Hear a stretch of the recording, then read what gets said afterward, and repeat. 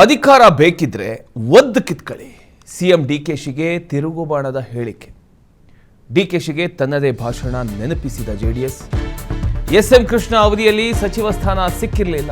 ನಾನು ಎಸ್ಎಂಕೆ ಮನೆಗೆ ನುಗ್ಗಿ ಬಾಗಿಲು ಒದ್ದೆ. ಅಂದು ಆ ಕ್ಷಣಕ್ಕೆ ಜಯಚಂದ್ರ ಸಾಕ್ಷಿಯಾಗಿದ್ರು. ಸಿಎಂ ಡಿಕೆಶಿ ಭಾಷಣವನ್ನ ಜೆಡಿಎಸ್ ನೆನಪು ಮಾಡಿದೆ. ಈಗ ಸಿಎಂ ಡಿಕೆಶಿ ತಾಳ್ಮೆಯ ಪಾಠ ಹೇಳಿದ್ದಾರೆ. ಡಿಕೆಶಿ ವೀರವೇಷದ ಭಾಷಣ ಹಂಚಿಕೊಂಡಿದ್ದಾರೆ ಜೆಡಿಎಸ್.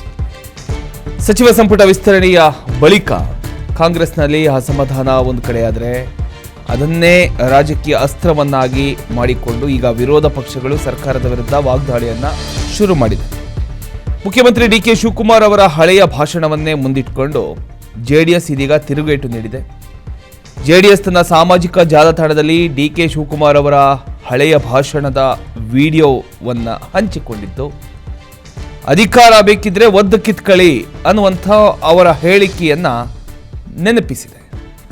ಆ ವಿಡಿಯೋದಲ್ಲಿ ಡಿಕೆ ಶಿವಕುಮಾರ್ ಎಸ್ಎಂ ಕೃಷ್ಣ ಅವರು ಮುಖ್ಯಮಂತ್ರಿ ಆದಂಥ ಸಂದರ್ಭದಲ್ಲಿ ನನಗೆ ಸಚಿವ ಸ್ಥಾನ ಸಿಕ್ಕಿರಲಿಲ್ಲ. ಆಗ ನಾನು ಎಸ್ಎಂ ಕೃಷ್ಣ ಅವರ ಮನೆಗೆ ಹೋಗಿ ಬಾಗಿಲನ್ನೇ ಒದ್ದಿದ್ದೆ. ಆ ಘಟನೆಗೆ ಟಿವಿ ಜಯಚಂದ್ರ ಸಾಕ್ಷಿ ಅಂತ ಹೇಳಿರೋ ದೃಶ್ಯ ಇದೆ. ಈ ಹಳೆಯ ಭಾಷಣವನ್ನು ಈಗಿನ ರಾಜಕೀಯ ಪರಿಸ್ಥಿತಿಗೆ ಜೋಡಿಸಿರ್ತಕ್ಕಂಥ ಜೆಡಿಎಸ್ ಅಂದು ಅಧಿಕಾರಕ್ಕಾಗಿ ಹೋರಾಡಿ ಅಂತ ಹೇಳಿದ್ದ ಡಿಕೆ ಶಿವಕುಮಾರ್ ಇವತ್ತು ಸಚಿವ ಸ್ಥಾನ ಸಿಗದವರಿಗೆ ತಾಳ್ಮೆಯ ಪಾಠ ಹೇಳ್ತಿದ್ದಾರೆ ಅಂತ ಟೀಕಿಸಿದೆ.